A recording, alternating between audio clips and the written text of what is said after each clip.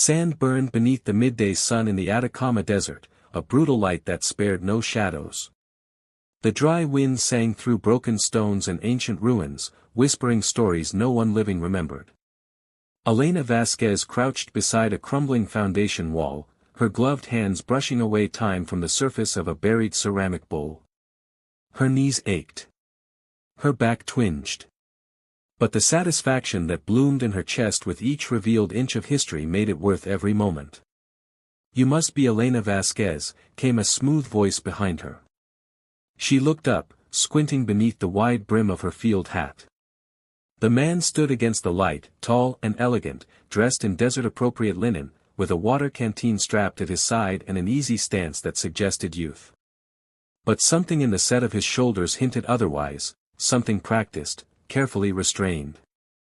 "Depends who's asking," she said, shielding her eyes. "Zephyrin Alton," he said, offering a hand. "Visiting from Zurich. I'm the new preservation observer." She took his hand. It was cool, smooth. Not soft, but lacking the calluses of fieldwork. The name didn't ring a bell, but she hadn't checked the new intake list yet. Another academic, probably, here for a paper and a tan. "We don't get many from Zurich. I wanted a change of scenery." She chuckled, gesturing around the endless sea of rock and silence. "Well, you got it." She returned her attention to the artifact. He didn't move away. "May I?" he asked, nodding toward the brush in her hand. Elena raised an eyebrow but handed it to him. He knelt beside her, posture fluid, careful. He brushed with astonishing gentleness, as if the object were alive. She watched his fingers move in practiced arcs, her archaeologist's instincts alerting her that something about him didn't fit. "You've done this before." "A little," he said, smiling. "Academia? Diplomacy. That explains the posture." His smile deepened, and Elena found herself watching his mouth too long. She looked away, annoyed with herself. She was nearly 70. Too old to be caught by a pretty face. Especially one that looked suspiciously untouched by sun or stress. "Well, diplomat or not, you have a nice brush technique," she muttered. "Thank you. I've studied many ruins. And yet this one brought you here." "This one," he said, eyes fixed on the bowl, felt personal. In the weeks that followed, Zephyrin, Zeph, as the team began calling him, embedded himself in the excavation site with a surprising degree of sincerity. He helped catalog artifacts, carried supplies without complaint, and asked piercing, thoughtful questions about human civilizations, especially their beliefs about death, legacy, and love. Elena, initially cautious, found herself warming to him. They shared evening coffees at the edge of camp, watching the sun bleed out behind the desert ridges. He asked about her work, her husband, her life before the field. "Thomas," she said one night, staring into her mug. "We had 43 years. He died 2 years ago. Heart attack. I'm sorry. He was the one who pushed me back into digs. After the kids moved out, he said I needed something to excavate besides old memories." Zeph smiled. Wise man. He was. Stubborn as hell. You talk about him like he's still with you. "He is," she said, her voice quiet. "Grief doesn't end. It just changes shape." Zeph was silent for a moment. "On my world, we forget that. We preserve everything, even ourselves. No loss. No aging. No grief. You say that like it's a bad thing." "It is," he said. "We've stopped living." Elena lay awake in her tent that night, listening to the wind rustle through nylon and stones. Zeph's words echoed in her mind. She wasn't sure what he meant, but she knew it came from somewhere deep, somewhere real. He was a mystery. He never sweated, even in the heat. His eyes sometimes caught the light in a strange way, like crystal. And once, she could swear his silhouette shimmered beneath the stars, just for a moment. But more than anything, it was the way he looked at her. Not with pity or novelty, the way younger men sometimes looked at older women. He looked at her like she mattered. Like every wrinkle, every gray strand, every scar had a story worth knowing. And somehow, that terrified her more than anything else. "You ever fall in love, Zeph?" she asked a few days later, after a long, hot trek to a secondary dig site. He paused, setting down a pack. "Once. Or I thought I did. And now?" He turned to her. "Now I think that was convenience. Compatibility. Not love. So what's love, to you?" "The choice to stay," he said softly. "Even when there's no logic to it. The willingness to be changed." Elena felt her breath hitch. "You speak like someone who's never been allowed to feel." Perhaps that's true. The days bled into each other, golden and dust-choked. Their bond deepened in silence and subtlety, a shared glance over ancient script, the brush of fingers when passing tools, the warmth of his presence in the dark. She didn't ask what he was. Not yet. Some part of her didn't want to know. Instead, she let the mystery live beside her, like a long-lost artifact waiting to be uncovered on its own time. One night, while sitting beneath a sky powdered with stars, she reached out and took his hand. "I know you're not from Zurich," she said. Zeph turned to her, luminous in the moonlight. "I know you know. I also know you're hiding something. But whatever it is, you've never made me feel unsafe. I never will. I believe you." He looked at their hands. "I'm not human, Elena. Not really. I figured. And I've lived, a very long time." "How long?" 847 years. She swallowed. The moment stretched between them like a fragile bridge. "So," she said finally, "you like older women, huh?" He laughed, startled, and she joined him. It felt absurd and perfect and strange and real. "What happens now?" he asked. She leaned into him, her shoulder against his. "We brush the dust off this story, one layer at a time. And somewhere in the silence of the desert, beneath stars that had seen civilizations rise and fall, something ancient and new bloomed between them." Zeph stood in the center of the great hall of Nexus Prime, a chamber carved from pure crystalline resonance, suspended in orbit above the twin suns of Valium. Around him hovered the council of immortals, their forms glistening, ever youthful and flawless, the apex of perfected evolution. Beauty had long since become their currency, and eternity their pride. "I have chosen a bondmate," Zeph announced, his voice echoing across the lattice of light. Curiosity swelled like pressure before a storm. "A human," he added, his tone unwavering. "Elena Vasquez of Earth." A ripple of sound passed through the gathered counselors, a sound that wasn't quite laughter, not quite horror, but shared disbelief sharpened into judgment. Counselor Thyrix of the Radiant Conclave stepped forward, the glow of his skin dimming with disapproval. "You jest," he said, though he knew Zeph didn't. "I do not." Thyrix extended a hand and summoned a series of projected images, Elena, smiling in sunlight, her silver hair tangled by wind, laugh lines bracketing her mouth, her hands calloused from years of work. "This woman," Thyrix said, addressing the chamber, "is dying. Her cellular structure is decaying as we speak.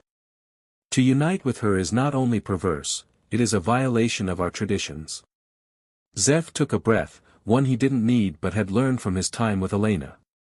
"Our traditions are stagnant. Our lives endless. But love is not meant to be infinite. It is made beautiful by its limits." "You disgrace your lineage," hissed another counselor, a matriarch of the Seventh Harmony.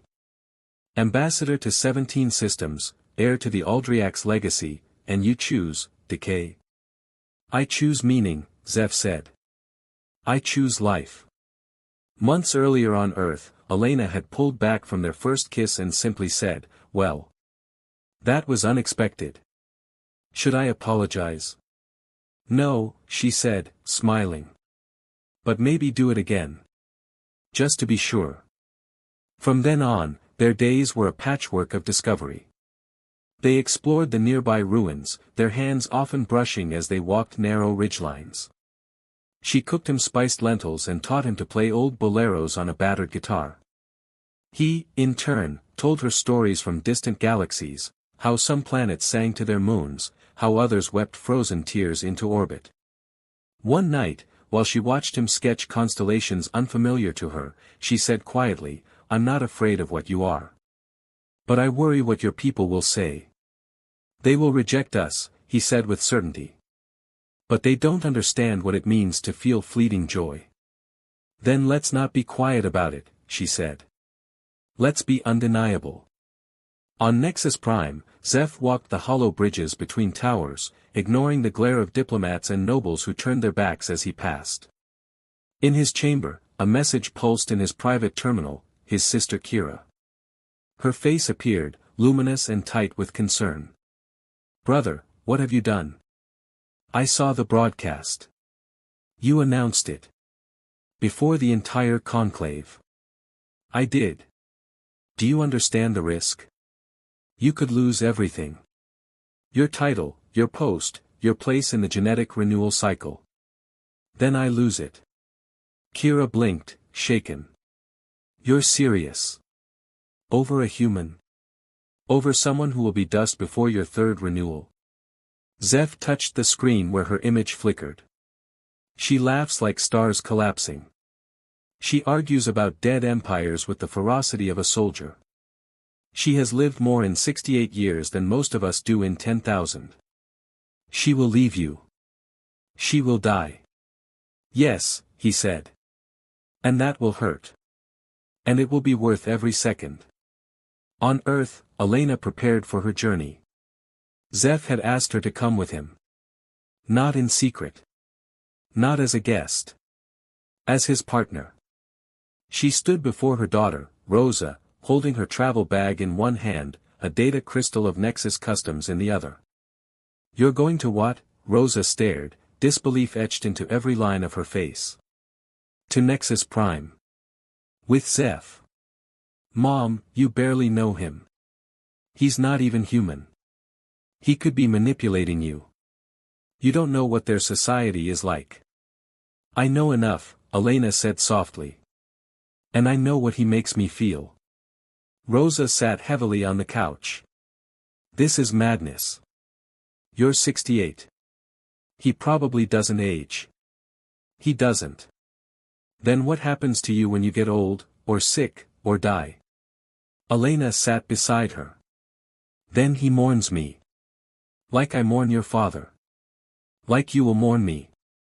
But while I'm alive, I get to choose how I live. And I choose to be with him." Their arrival on Nexus Prime was not greeted with fanfare. Security forces met them at the edge of the orbital gate. Elena, wrapped in a dark travel cloak, walked beside Zeph with her chin high, refusing to be cowed by the crystalline corridors or the whispering stairs. They entered the consulate hall under heavy scrutiny.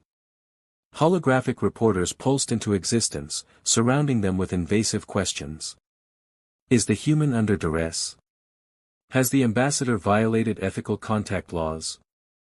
What is the human lifespan's significance to diplomatic legacy? Elena paused. Do you always treat guests like prisoners? A few murmurs of surprise. I am not a relic. I am a woman. I am here of my own will. And I'm not afraid of you. The Grand Tribunal convened within 48 hours. The Emperor of Nexus Prime did not attend, but the ruling council did, their forms coalescing from mist, metal, and thought. Zeph stood beside Elena, who had donned formal Earth attire, a tailored black suit with silver accents and a brooch in the shape of a Mayan serpent. Counselor Thyrix addressed them. Ambassador, this is your final opportunity to recant. Dissolve the Union, and your titles shall be restored. I will not. Then you face exile. Elena turned to him. You sure? Zeph nodded. With you, I have more than I ever had with them. Thyrix scowled. Then so be it. They moved into a modest dwelling near the atmospheric gardens of Nexus, an area reserved for outcasts and renegades. But word of their stand spread quickly. Not all citizens of Nexus Prime shared the Council's view. Younglings, artists, curious diplomats began seeking them out. Elena held informal salons in their courtyard, talking about Earth art, about archaeology, about what it meant to live knowing your days were numbered. One young alien asked, "Doesn't death make life meaningless?" "No," she said. "It makes it precious. When you know the wine will run out, you savor every drop." Zeph watched her speak, her hands animated, her eyes bright, and felt something stir in him that he hadn't known he was missing. Not love. He had felt its edges before. But devotion. Pure, unwavering, soul-deep devotion. And as the red moons of Nexus Prime rose that night, casting twin shadows over their balcony, Zeph took her hand and whispered, "Thank you for teaching me how to be alive." Nexus Prime shone like a jewel in the vastness of space, its glittering towers rising like frozen fire from the planetary crust. But within the serene crystalline spires, tension coiled like a serpent ready to strike. Zeph stood at the edge of the atmospheric gardens, watching a hover drone trail slowly through the clouds below. It was peaceful here, but the peace was a lie. Everywhere, the whispers grew louder: scandal, contamination, exile. Elena stepped beside him, her cloak billowing in the soft wind. "They've posted another vid," she said, her voice calm but tight. "Someone edited footage of me laughing with your niece and turned it into propaganda." Zeph turned, his jaw tightening. "What does it say this time?"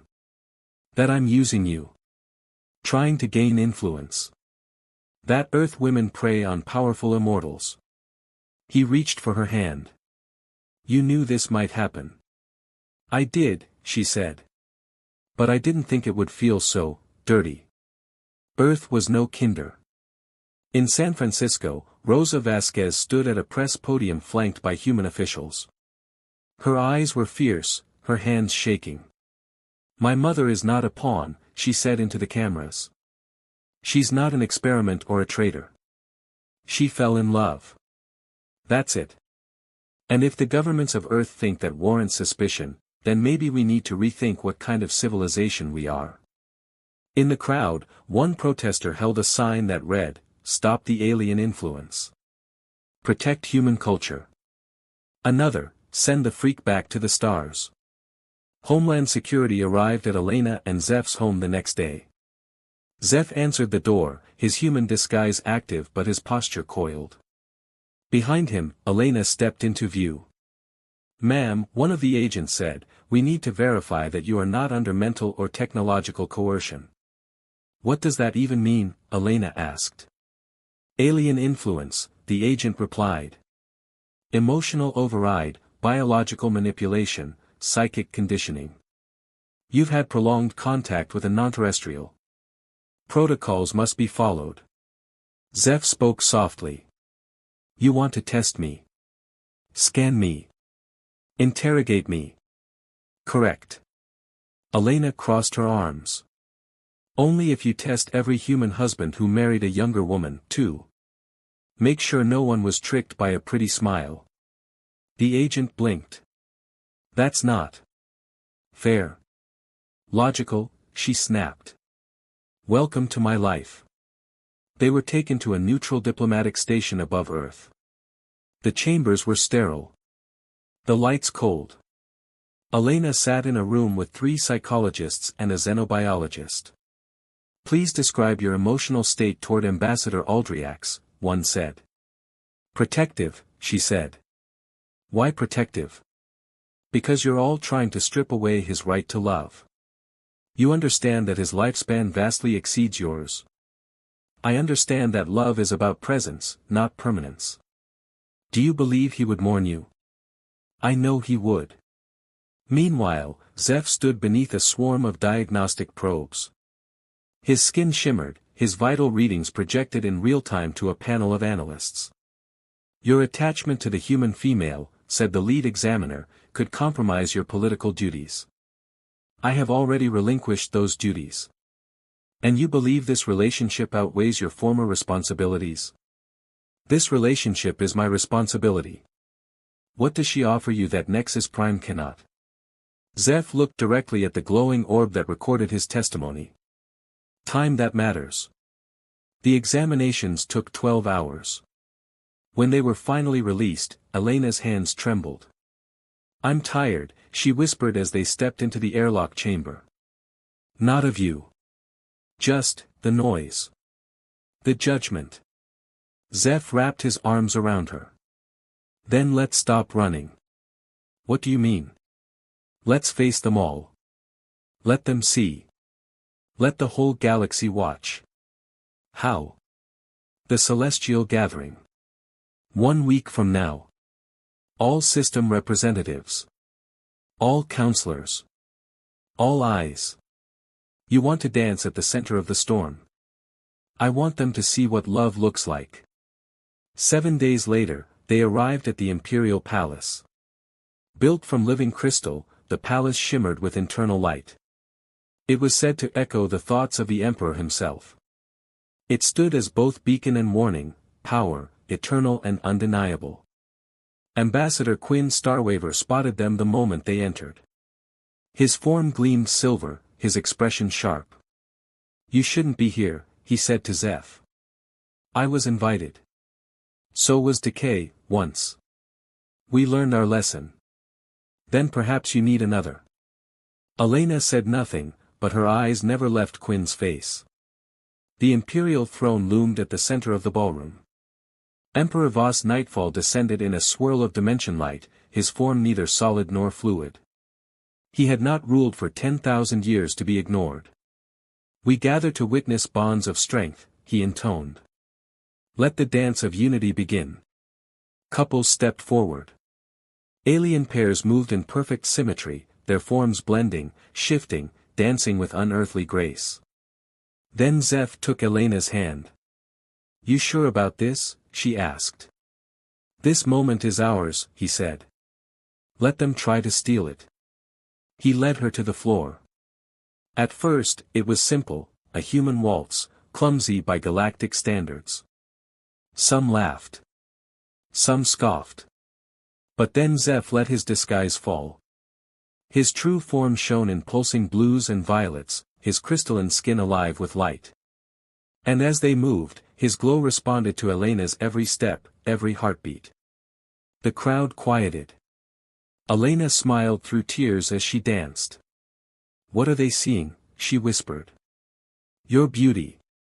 When he lifted her gently, his light enveloped her like stardust. The music faded. Silence fell. Emperor Voss stepped forward. This, he said slowly, is not what we expected. Quinn Starwaver barked, it's a trick. Illusion. Emotional manipulation. No, the Emperor said. It is feeling. He turned to Zeph and Elena. You have reminded us of something we forgot. Something priceless. He raised his voice. Let it be known that this bond is honored. Applause followed, hesitant at first, then building. Elena clutched Zeph's hand. You did it, she whispered. No, he replied. We did. 5 years later. Nexus Prime shimmered beneath the morning suns, but the Imperial Gardens, once symmetrical and lifeless in their flawlessness, had become something entirely different. Vines curled where polished crystal once lay bare. Trees with imperfect branches reached toward the sky, casting soft shadows on paths of moss. And in the center of it all bloomed roses from earth. Zeph knelt in the soil, fingers gently pruning a bloom that had opened in the night. It was deep red, edged in violet, a hybrid Elena had created herself. A species that shouldn't have survived in alien soil, yet flourished. Elena's fire, he murmured, brushing the petals with reverence. Ambassador, said a familiar voice. Zeph rose slowly. It was Council Elder Obsidian, his obsidian black robes flowing like ink. You are no longer required to call me that, Zeph said. Perhaps, Obsidian replied. But some titles transcend function. Zeph gestured to the garden. What brings you here? My bond mate and I began morning rituals last season, the elder said. Your school taught us how to feel. How to release. We planted something in her memory. It felt like the right thing. Zeph smiled. Then it was.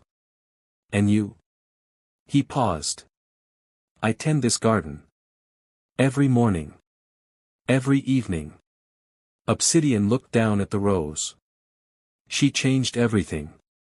Yes, Zeph whispered. She did. Elena had passed quietly. No hospital. No machines. Just Zeph, her hand in his, as the final breath left her lips. She had smiled as she went. Thank you for showing me the stars, she'd said. And he had replied, thank you for showing me how to live beneath them. Her funeral spanned 17 star systems. Not because she asked for spectacle. But because grief demanded ceremony. Across the galaxy, beings lit candles, sang songs, planted things. Not because they were told, but because they felt. A young reporter named Nyx arrived weeks later. She had chronicled Elena's story from the beginning. Today, her hair shimmered with tones of rose and starlight. Ambassador, she greeted gently. Nyx, he said. You're early. Always. Are you here for more questions? One last, she said. Zeph tilted his head. What would she say now, Nyx asked, seeing all this. Zeph looked around at the garden, at laughter in the distance, at students from a dozen worlds discussing emotion and memory, at blossoms never before seen in any ecosystem. She'd say, finally. At sunset, Zeph walked alone to their private bench. It overlooked the oldest part of the garden. A stone marker stood in the center of a rose ring. Elena Vasquez. Wife. Archaeologist. Teacher. Revolutionary. We had time. We made it matter. He sat in silence for a long while. Then, quietly, he sang the song she'd once taught him. The words broken and old, from a time before spaceflight. When the last note faded, the wind answered. Soft. Warm. Familiar. I miss you, he whispered. And though there was no reply, no voice, no shimmer of her form in the light, he felt it. A presence. A pulse. And he smiled. Because love like theirs didn't need forever to be eternal.